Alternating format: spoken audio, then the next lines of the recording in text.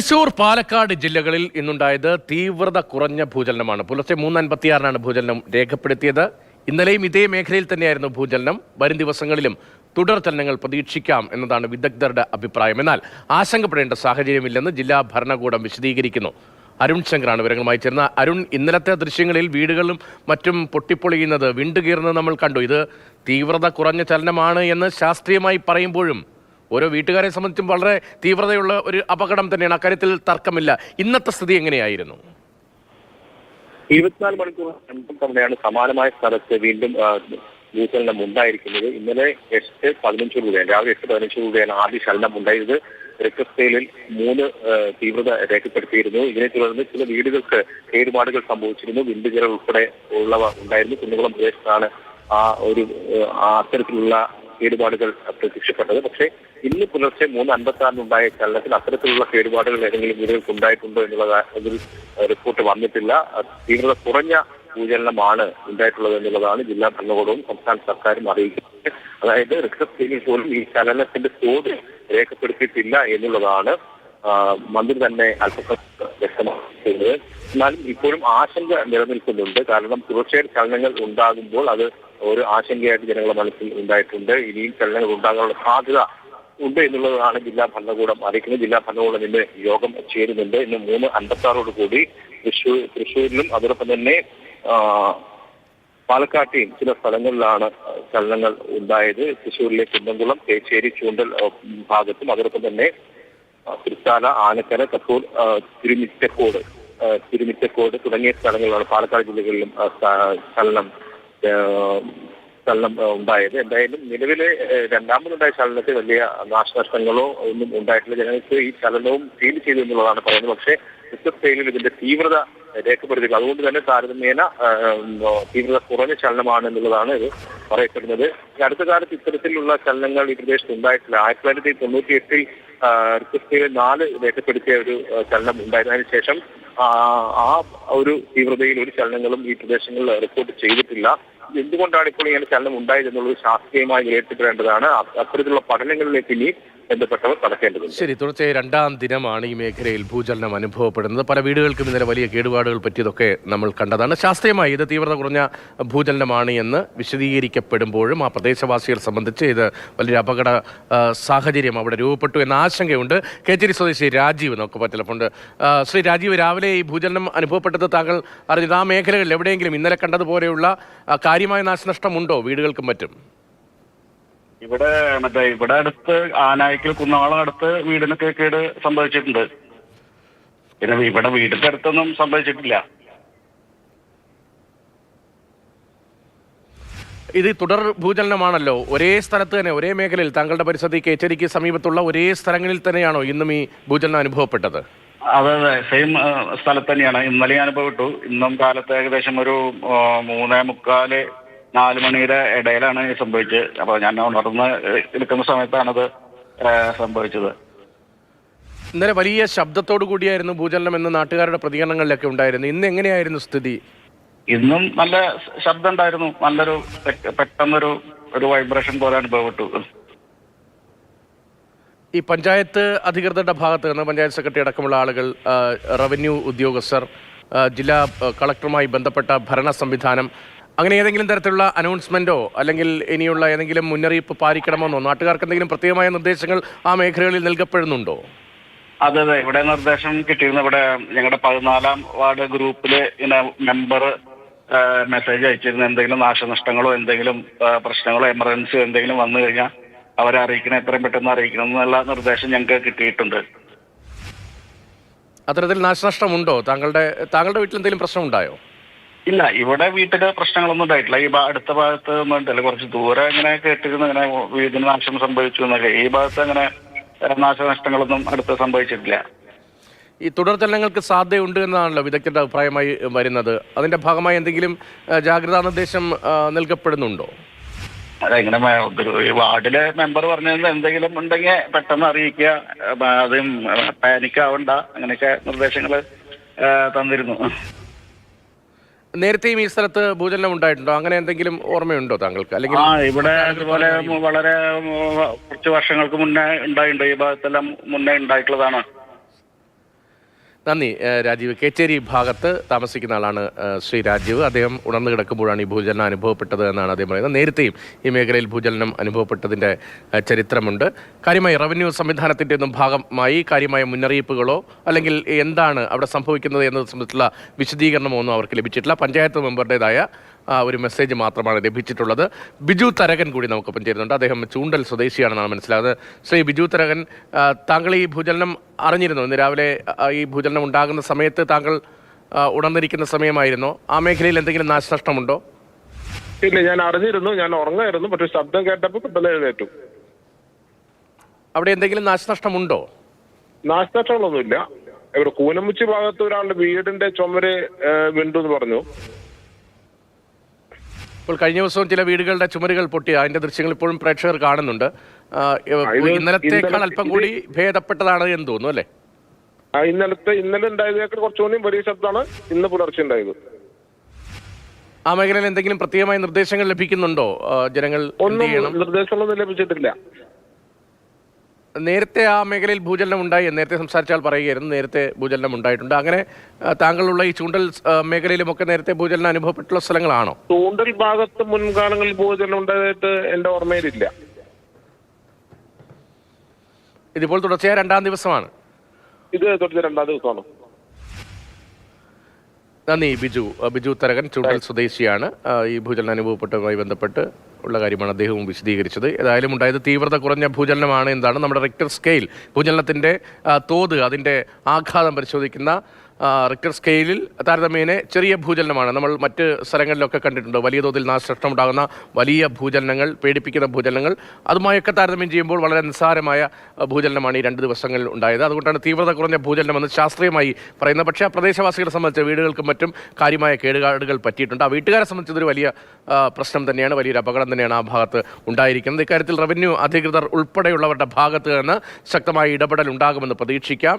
ഇനി തുടർ ഭൂചലനം ഉണ്ടാവുകയാണെങ്കിൽ ശ്രദ്ധിക്കേണ്ട കാര്യങ്ങൾ എന്തെല്ലാമാണ് എന്ന തരത്തിലടക്കം താഴെത്തട്ടിലേക്ക് ആളുകളിലേക്ക് കാര്യങ്ങൾ വിശദീകരിക്കും ഈ ഭരണ സംവിധാനങ്ങൾ. അവധി ദിനത്തിന്റെ ആലസ്യം മറന്ന് ഇക്കാര്യങ്ങളിലൊക്കെ ഇടപെടുമെന്ന് നമുക്ക് പ്രതീക്ഷിക്കാം. ഇപ്പോൾ പഞ്ചായത്ത് മെമ്പർമാർ വാട്സപ്പ് ഗ്രൂപ്പിലും മറ്റും നൽകുന്ന മെസ്സേജുകൾക്കപ്പുറത്തേക്ക് ഒന്നും ആ മേഖലയിൽ അറിയിച്ചിട്ടില്ല എന്നതാണ് ഈ സംസാരിച്ച ആളുകളൊക്കെ പറയുന്നത്. അരുൺ ശങ്കർ വിവരങ്ങളുമായി തുടരുന്നുണ്ട്. അരുൺ, അവധി ദിനമാണ്, ഇനി നാളെയും അവധി വരാൻ പോകുന്നു. സർക്കാർ സംവിധാനങ്ങളൊക്കെ ഒരു പക്ഷേ ഉറങ്ങിക്കിടക്കുന്ന അന്തരീക്ഷമായിരിക്കാം. പക്ഷേ ഈ പ്രദേശവാസിയെ സംബന്ധിച്ച് ആശങ്കപ്പെടുന്ന സാഹചര്യമൊക്കെ ഉണ്ട്. ഏത് തരത്തിലാണ് ഇനിയും തുടർ ചലനങ്ങൾ ഉണ്ടാകുമെന്ന് പറയുമ്പോൾ ഏത് തരത്തിലാണ് കരുതിയിരിക്കേണ്ടത്? ആ ചലനങ്ങളുടെ ആഘാതം എത്രത്തോളം ഉണ്ടാകും? എങ്ങനെയാണ് ആ നിർദ്ദേശങ്ങൾ, അത്തരം നിർദ്ദേശങ്ങൾ ലഭിക്കുന്നുണ്ടോ?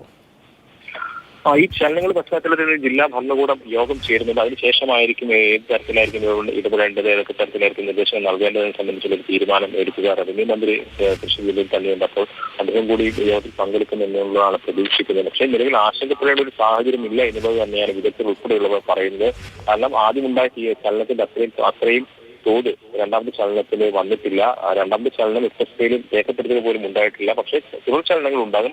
അത് ആശങ്കപ്പെടേണ്ട ഒരു സാഹചര്യത്തിലേക്ക് കൊണ്ടുപോകില്ല എന്നുള്ളതാണ് വിലയിരുത്തുന്നത്. പക്ഷേ ജനങ്ങളെ സംബന്ധിച്ച് പരിഭ്രാന്തി സൃഷ്ടിച്ചിട്ടുണ്ട്. ആദ്യത്തെ ചലനത്തിൽ ചില വീടുകൾക്ക് കേടുപാടുകൾ സംഭവിച്ചിരുന്നു, ചില വീടുകളുടെ ഭിത്തികൾ ബന്ധുവീരിട്ടുണ്ട്. അപ്പോൾ അവരെ സംബന്ധിച്ചും അല്ലെങ്കിൽ അത് കാണുന്നവരെ സംബന്ധിച്ചും വലിയ ആശങ്കയാണ്. ഇന്ന് പുലർച്ചെയാണ് രണ്ടാമത്തെ ചലനവും ഉണ്ടായത്. അപ്പോൾ ഉറങ്ങിക്കിടക്കുന്ന സമയത്ത് പോലും ചലനം ഉണ്ടായി എന്നുള്ളത് അവരെ സംബന്ധിച്ച് വലിയ അതുകൊണ്ട് അക്കാര്യത്തിൽ ഒരു ബോധവൽക്കരണവും ഉണ്ടാകേണ്ടത് ആവശ്യമാണ്. റവന്യൂ വകുപ്പിന്റെ ഉൾപ്പെടെ കാര്യത്തിൽ ബോധവൽക്കരണം ഉണ്ടാകുമെന്ന് നമുക്ക് പ്രതീക്ഷിക്കാം. എന്തായാലും ഇത് എന്തുകൊണ്ട് നമുക്കൊരു വിദഗ്ധ അഭിപ്രായത്തിലേക്ക് കൂടി പോകാം. ഡോക്ടർ ബൈജു നമുക്ക് പോണ്ട്. ശ്രീ ഡോക്ടർ ബൈജു, ഇപ്പോഴത്തെ സ്ഥിതി എങ്ങനെ ശാസ്ത്രീയമായി വിശദീകരിക്കാം? അതായത് ഇപ്പൊ തുടർചലനങ്ങൾ ഉണ്ടാകുന്നതായിട്ടാണ് ഇപ്പൊ മനസ്സിലാക്കാൻ കഴിയുന്നത്. ചെറിയ രീതിയിലാണെങ്കിലും തുടർചലനങ്ങൾ ഉണ്ടാവുന്നത് എന്താണെന്ന് വിശദമായൊരു പഠനത്തിന് വിധേയമാക്കേണ്ടതുണ്ട്. എങ്കിൽ തന്നെയും കാരണം മുമ്പ് തന്നെ തൃശ്ശൂർ അല്ലെങ്കിൽ വടക്കാഞ്ചേരി ഭാഗങ്ങളിൽ ചെറിയൊരു ഭ്രംശനം ഉള്ളതായിട്ട് റിപ്പോർട്ട് ചെയ്യപ്പെട്ടിട്ടുണ്ട്. അപ്പൊ അതുമായി ബന്ധപ്പെട്ടായിരിക്കുമോ എന്ന് സംശയിക്കേണ്ടതുണ്ട്. എങ്കിലും എനിക്ക് തോന്നുന്നത് ആശങ്കപ്പെടാനുള്ള സാഹചര്യമൊന്നും ഉണ്ടെന്ന് എനിക്ക് തോന്നുന്നില്ല.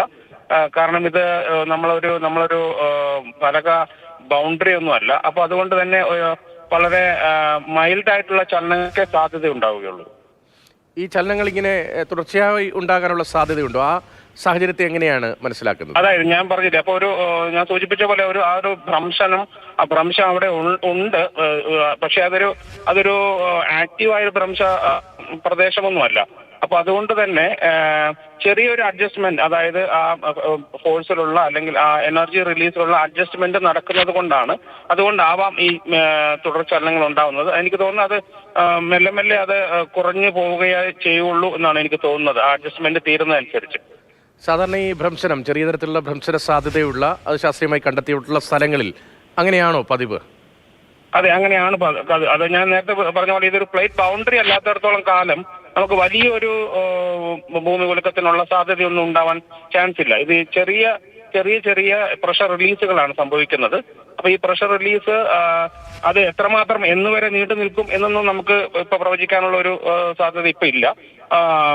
അപ്പോ അത് എന്തായാലും ഒരു പ്രഷർ റിലീസ് മെല്ലെ തീരുന്നതനുസരിച്ച് അത് ഉണ്ടാവാം. പക്ഷെ വീണ്ടും ഇനിയും ചിലപ്പോൾ ചലനങ്ങൾ ഉണ്ടാവാനുള്ള ചാൻസ് ഉണ്ട്.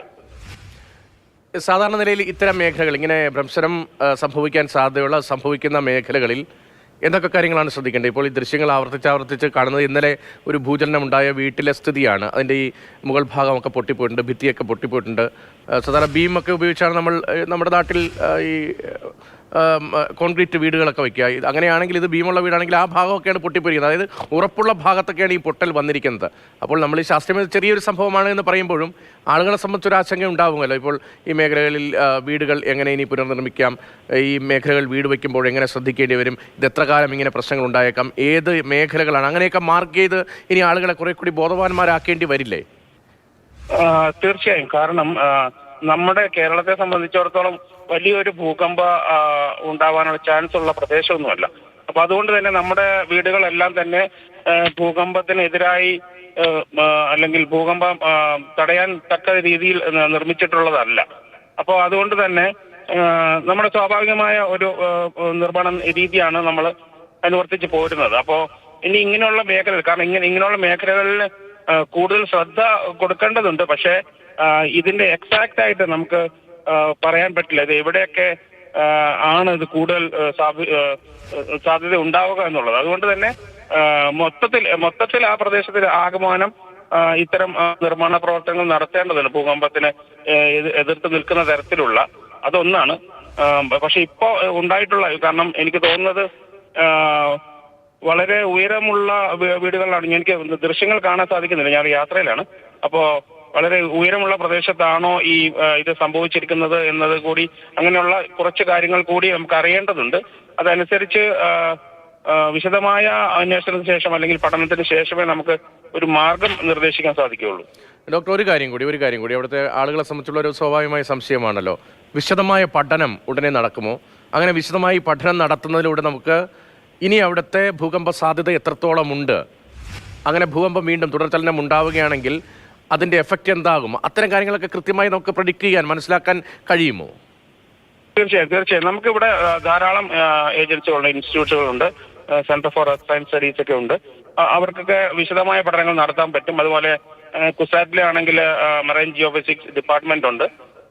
വിശദമായ പഠനം നടത്താവുന്നതുള്ളൂ. എനിക്ക് തോന്നുന്നത് അവർ ഓൾറെഡി സ്റ്റാർട്ട് ചെയ്തിട്ടുണ്ടാവുമെന്നാണ് എനിക്ക് തോന്നുന്നത്. പ്രത്യേകിച്ച് കുസാറ്റൊക്കെ സ്റ്റാർട്ട് ചെയ്തിട്ടുണ്ടാവുമെന്നാണ് എനിക്ക് തോന്നുന്നത്. നന്ദി ഡോക്ടർ ബൈജു, ഇത്രയും കാര്യങ്ങൾ വിശദീകരിച്ചതിന്. വളരെ ശാസ്ത്രീയമായി തന്നെ അദ്ദേഹം കാര്യങ്ങൾ പറഞ്ഞു. ഇപ്പോൾ സാധാരണ നിലയിൽ നമ്മൾ ഈ സ്കൂളിലെ ജോഗ്രഫി പുസ്തകങ്ങളിലൊക്കെ പഠിച്ച ഭൂകമ്പം, അതുമായി ബന്ധപ്പെട്ട വളരെ പ്രാഥമികമായ ചെറിയ അറിവുകൾ മാത്രമേ ഈ മേഖലയുമായി എപ്പോഴും ഇടപെടാത്ത ആളുകളെ സംബന്ധിച്ച് നമുക്ക് പൊതുവിൽ ഉണ്ടാകാറുള്ളൂ. അദ്ദേഹം കൃത്യമായ ആ കാര്യങ്ങൾ ശാസ്ത്രീയമായി വിശദീകരിച്ചാണ്. അവിടുത്തെ ഇനിയുള്ള അപകട സാധ്യത, സാഹചര്യമൊക്കെ അത് മനസ്സിലാക്കാൻ കഴിയും. അത്തരത്തിൽ പഠനങ്ങൾ അനിവാര്യമായി വരികയാണ്. സരിതാ നാരായണൻ കൂടി നമുക്ക് ഒപ്പമുണ്ട്. ശ്രീമതി സരിതാ നാരായണൻ, താങ്കളും ആ മേഖലയിൽ താമസിക്കുന്ന ആളാണോ? അതെ, കുന്നുങ്ങളാണ്. എങ്ങനെയാണ് അവിടുത്തെ ഒരു സാഹചര്യം? അല്ല, രാവിലെ ഉണ്ടായിന്ന് പറഞ്ഞല്ലോ, രാവിലെ 8:15 സംഭവിച്ച കാര്യം അത് നമ്മൾ അറിഞ്ഞതാണ്. പക്ഷെ രാത്രി ഒരു 3:55 പറയുന്നു. പക്ഷെ നമ്മളത് കാര്യമായിട്ട് അറിഞ്ഞിട്ടില്ല. അതിന് മുന്നേ നമ്മൾ എണീറ്റ് കഴിഞ്ഞിട്ട് കിടന്നപ്പോൾ പിന്നെ ഉറക്കത്തിൽ പെട്ടുപോയി, അറിഞ്ഞില്ല. രാവിലെ നേരത്തെ വീട്ടിൽ നിന്ന് അമ്മ വിളിക്കുമ്പോഴാണ് ഇങ്ങനെ സംഭവം ഉണ്ടായി എന്ന് പറഞ്ഞിട്ട് വിളിക്കുന്നത്. അപ്പോഴാണ് നമ്മൾ അറിയണേ. പക്ഷെ വേറെ പ്രത്യേകിച്ച് വീട്ടില് എന്തായാലും നമുക്ക് അകത്ത് പ്രശ്നങ്ങളൊന്നും ഉണ്ടായിട്ടൊന്നുമില്ല. ഈ സമീപത്തോടെയെങ്കിലും ഏതെങ്കിലും വീടുകൾക്ക് കേടുപാടുണ്ട്, അങ്ങനെ എന്തെങ്കിലും വിവരമുണ്ടോ? ഇല്ല, അധികം ഒന്നും പ്രശ്നങ്ങളൊന്നും സംഭവിച്ചിട്ടില്ല. പക്ഷെ ഇത് 2 പ്രാവശ്യമായി അടുപ്പിച്ചുണ്ടാവണു. ഇനിയിപ്പോ എന്താ ഉണ്ടാവുക എന്നുള്ളത് ഒരു ഭയം ഉണ്ട് ഉള്ളില്. ഇല്ല, അങ്ങനെ ഭയപ്പെടേണ്ടതില്ല എന്നുള്ളതാണ് വിദഗ്ധനായ ഡോക്ടർ ബൈജു അല്പം സംസാരിച്ചപ്പോൾ പറഞ്ഞത്. തുടർചലനങ്ങൾ ഉണ്ടായേക്കാം, പക്ഷേ അങ്ങനെ വലിയൊരു ഭൂകമ്പ സാധ്യതാ മേഖലയിലല്ല നമ്മുടെ നാടുള്ളത്. അതുകൊണ്ട് അവിടെ പക്ഷേ ഒരു സാധ്യതയുണ്ട്. അത് ചെറിയ തരത്തിലുള്ള ചലനങ്ങൾക്ക് വഴിവെക്കാനുള്ള സാധ്യതയാണ്. വിശദമായ പഠനവും ആവശ്യമാണ് എന്നാണ് അദ്ദേഹം പറയുന്നത്. അതെ, ഒന്നും സംഭവിക്കാതിരിക്കട്ടെ എന്ന് പ്രാർത്ഥിക്കാം. നന്ദി ഏതായാലും കാര്യങ്ങൾ വിശദീകരിച്ചതിന്.